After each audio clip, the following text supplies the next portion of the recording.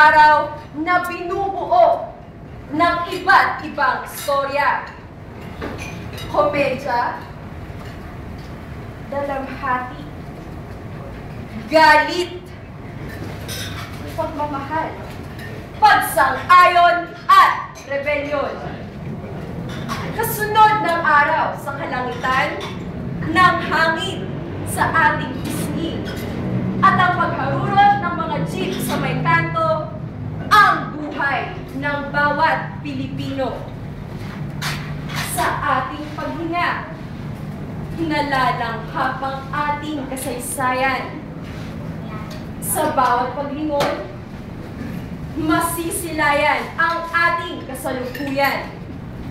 At sa bawat pagpikit ng ating mga mata, mailararawan ang hinaharap. Kung inyo pong mamarapatin, nais ko po sanang ipikit ninyo ang inyong mga mata. Alam ko pong kadiliman ang inyong makita. Isang kadilimang hindi tiyak kung ako'y inyong tatanungin. Isang kadilimang maihahalin tulad sa hinaharap.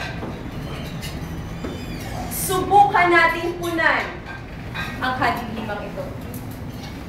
Ngayon, imulat ninyo ang inyong mga mata.